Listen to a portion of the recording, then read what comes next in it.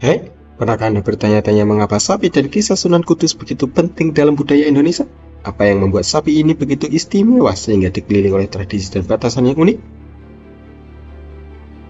Ini bukan tentang sapi biasa, ia memegang tempat penting dalam tradisi dan kepercayaan lokal. Khususnya di Kisah Kudus, sebuah kota di Jawa Tengah. Sapi Sunan Kudus sangat erat kaitannya dengan sejarah dan budaya daerah tersebut. Dan memahami perannya dapat membuka mata kita terhadap adat istiadat setempat. Ini bukan sembarang sapi biasa, ia memegang tempat penting dalam tradisi dan kepercayaan lokal.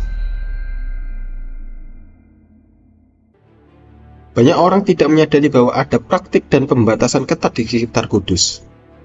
Berapa orang sangat bersemangat untuk melestarikan tradisi-tradisi ini, sementara yang lain kesulitan memahami mengapa praktik-praktik tersebut ada. Misalnya, sapi tidak hanya dihormati, itu juga dipandang sebagai simbol makna spiritual yang berarti bahwa ritual tertentu harus diikuti. Hal ini dapat menimbulkan perdebatan di antara penduduk lokal dan pengunjung.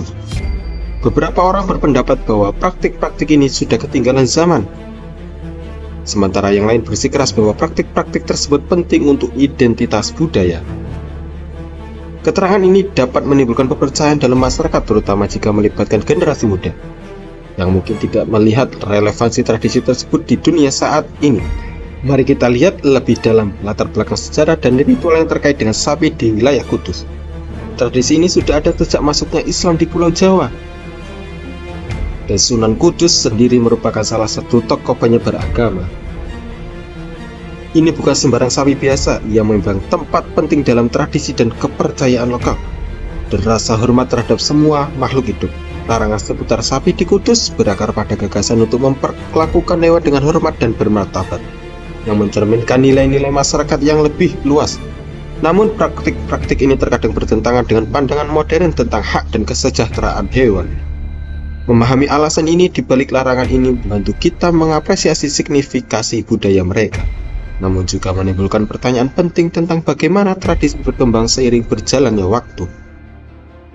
Momen penting yang perlu dipertimbangkan di sini adalah bagaimana tradisi ini dipandang dalam konteks modern.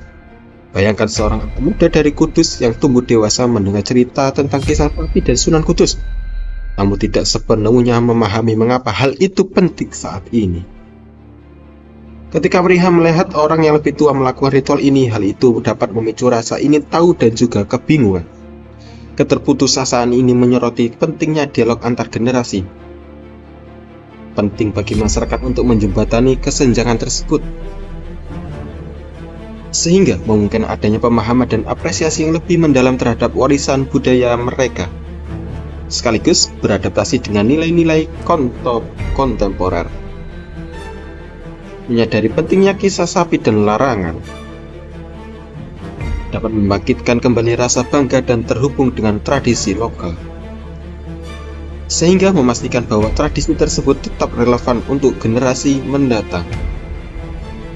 Jadi, sebagai penutup, mengapa Sunan Kudus melarang menyembelih sapi di Tanah Kudus? Bukan hanya seekor sapi, itu adalah simbol identitas budaya dan sejarah. Praktik dan pembatasan yang melingkupinya tidak hanya berkaitan dengan tradisi, tapi juga mencerminkan nilai-nilai masyarakat. Memahami nuansa tersebut penting untuk mengapresiasi lanskap budaya Kudus dan kemasyarakatannya. Bagaimana pendapat Anda tentang tradisi larangan sembelih sapi oleh Sunan Kudus? Apakah menurut Anda hal-hal tersebut harus dilestarikan? Atau sudah saatnya untuk dirubah? Beritahu saya pendapat Anda di kolom komentar di bawah. Dan jangan lupa untuk melihat video saya yang lain untuk mendapatkan lebih banyak wawasan tentang tradisi dan budaya yang menarik.